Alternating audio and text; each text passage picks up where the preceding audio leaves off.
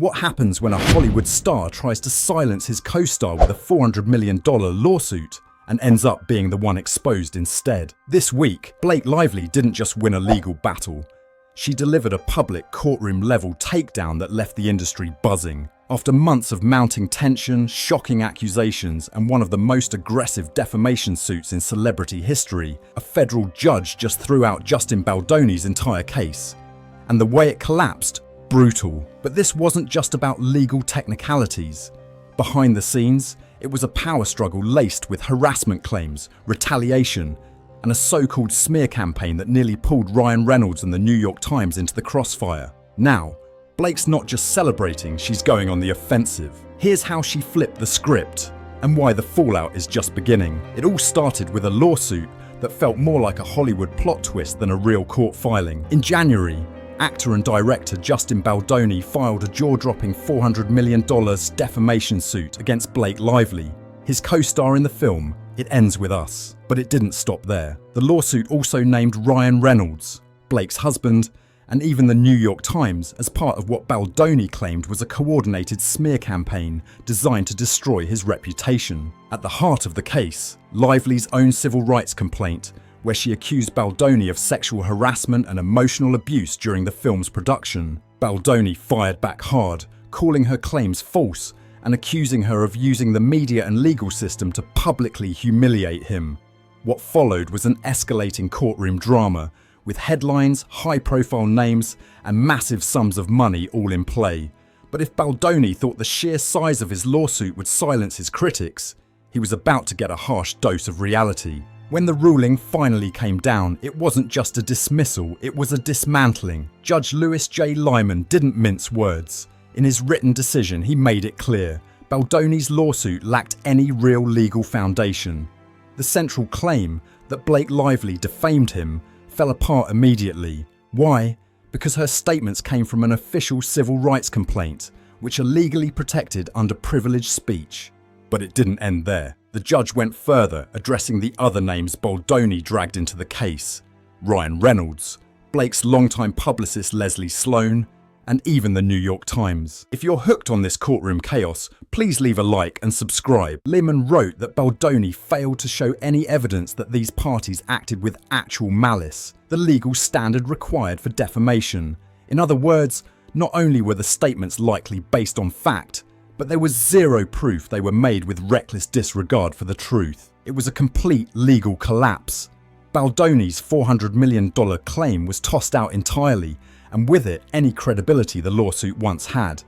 But Blake wasn't just relieved, she was ready to strike back. Blake Lively didn't just take the win and walk away quietly. Hours after the judge's ruling, she addressed her followers directly, posting a powerful message to her Instagram stories. Without naming names, she made her point loud and clear.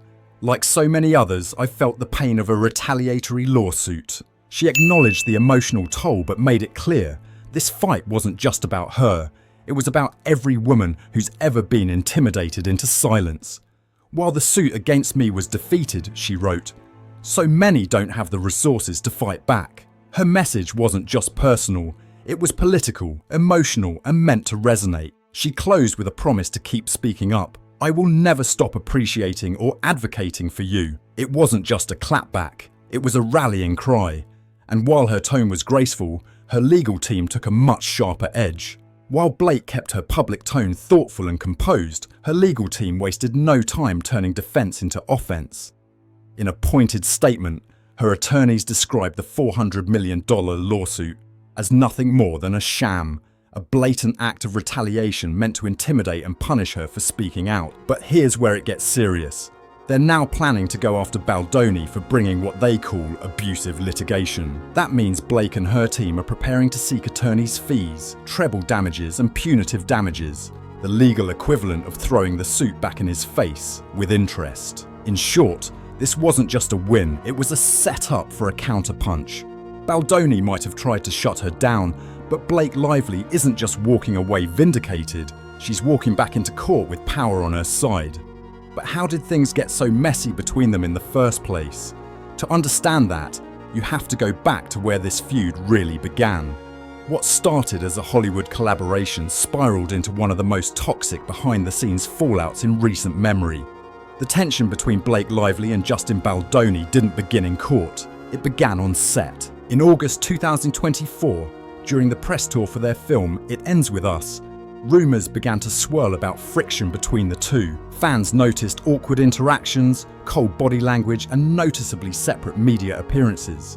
But few knew just how deep the divide had grown. By December, things exploded. Blake filed a formal complaint accusing Baldoni of sexual harassment and inappropriate behaviour during production.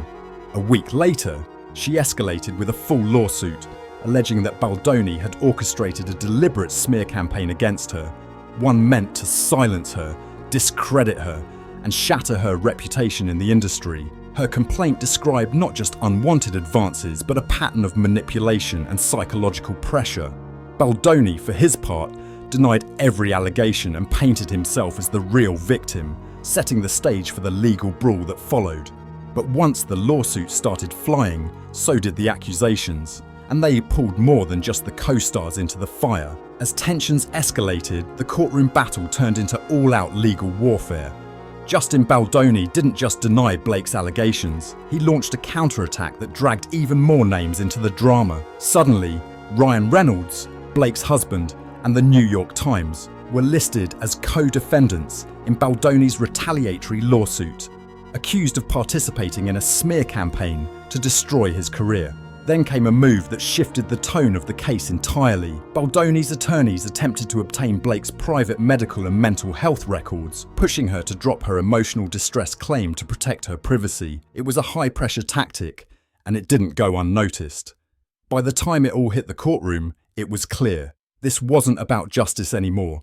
It was about intimidation, power plays, and trying to force silence through legal exhaustion. But the judge's response to that pressure, it would speak volumes. When Judge Louis J. Lyman issued his ruling, it wasn't just a legal decision, it was a public statement. He didn't tiptoe around the facts or soften the blow. In clear, pointed language, he dismantled every major claim in Baldoni's $400 million lawsuit. The court found that Blake Lively's statements, made through her formal complaint to the California Civil Rights Department, were fully protected by law. Privileged speech, untouchable, Baldoni's entire foundation crumbled right there. But Lyman went even further. He addressed Baldoni's accusations against Ryan Reynolds, Leslie Sloan, and the New York Times, noting that there was no indication any of them acted with actual malice, meaning they didn't knowingly lie or even have a reason to believe the statements were false. Without that, there's no defamation case, period. With a few decisive paragraphs, the judge threw out the entire lawsuit and made it clear this wasn't a legitimate legal action, it was a retaliatory strike, and it failed. Still, the legal battle might be over, but the message it sends is just beginning to ripple through Hollywood.